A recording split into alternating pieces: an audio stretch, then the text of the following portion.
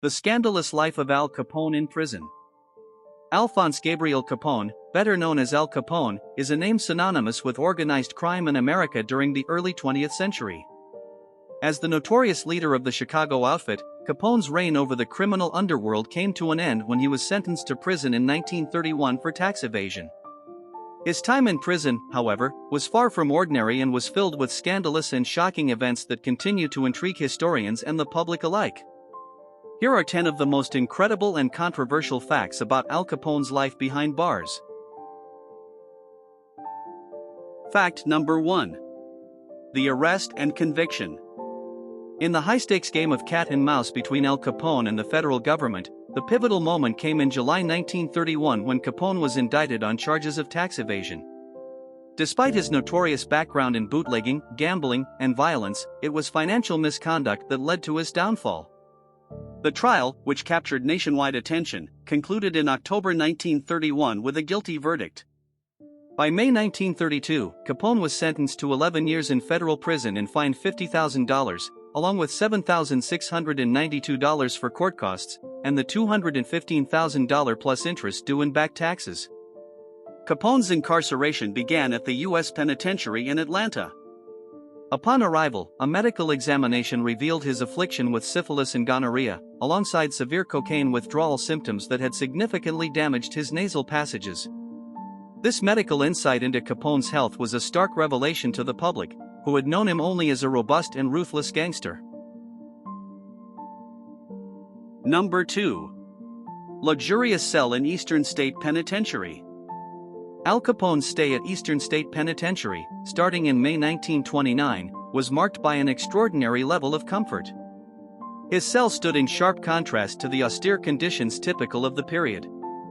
It was furnished with oriental rugs, tasteful oil paintings, a radio for his entertainment, and comfortable furniture that included a desk and armchairs.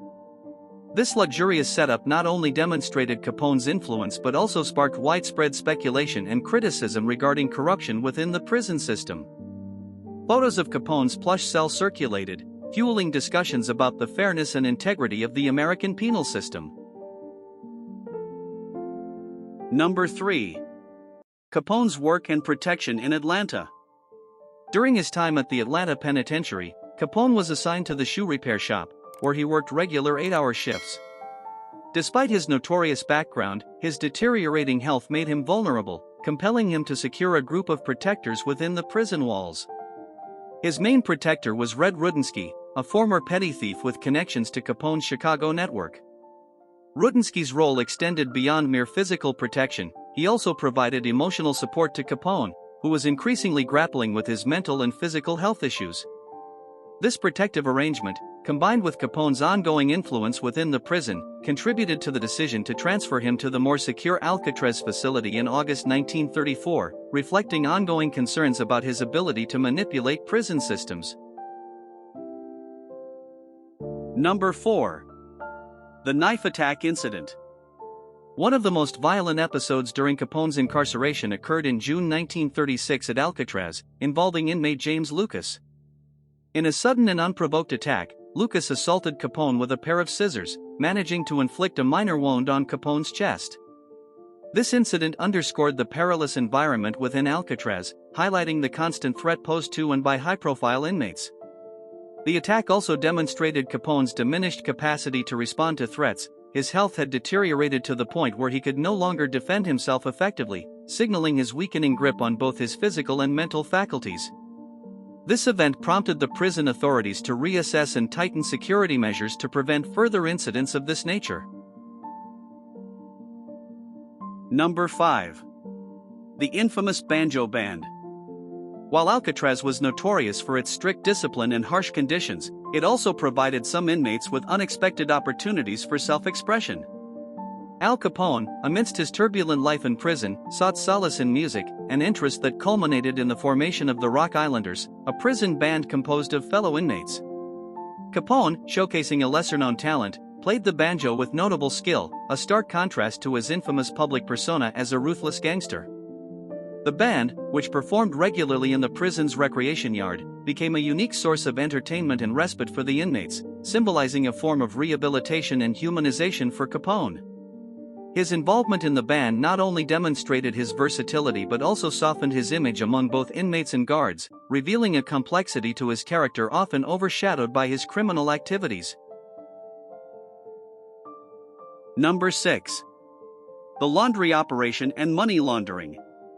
Even behind the formidable walls of Alcatraz, Al Capone's entrepreneurial spirit found a way to manifest. Leveraging his previous experience from running a network of laundries in Chicago, a front for his money laundering operations, Capone managed to involve himself in the prison's laundry services. This role, though significantly downscaled from his former empire, allowed him to maintain a semblance of control and influence within the confines of the prison system. By overseeing the laundry operations, Capone subtly continued his practice of cleaning money, demonstrating his unyielding cunning and ability to adapt to even the most restrictive environments. His involvement in this operation highlighted his ongoing influence and provided a continuous, if ironic, connection to his past illicit activities.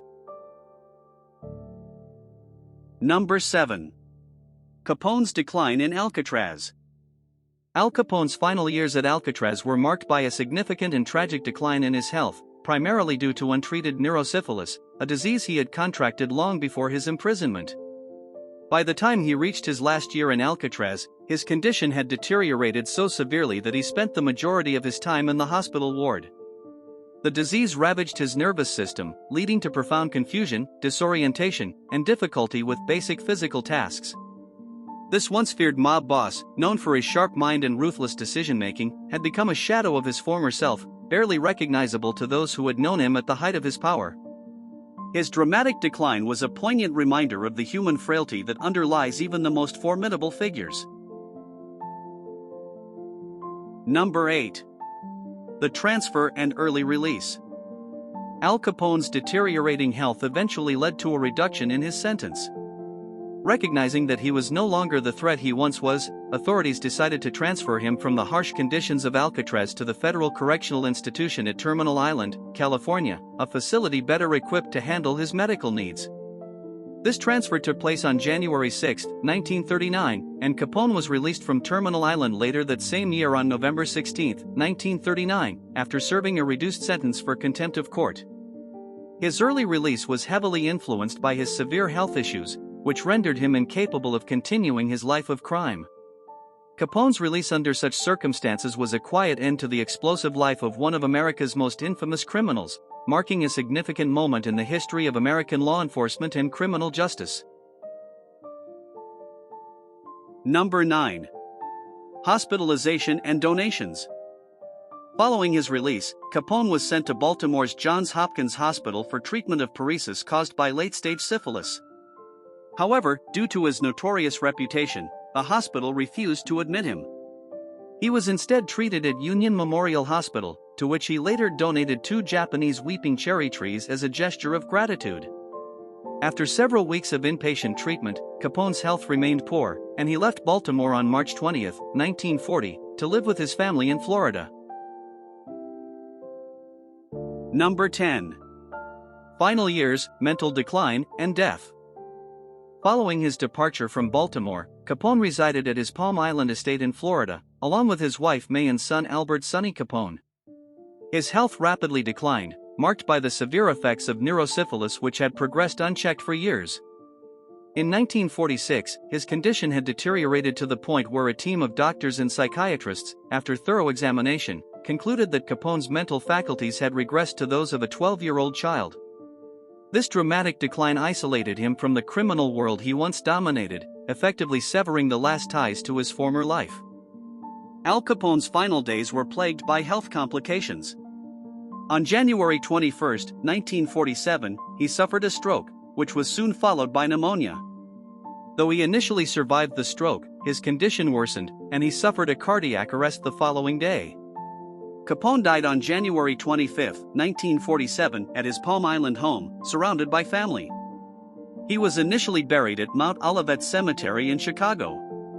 However, in 1950, his remains, along with those of his father Gabriel and brother Salvatore, were moved to Mount Carmel Cemetery in Hillside, Illinois. This relocation was a family decision aimed at bringing their remains closer together, reflecting familial unity even in death.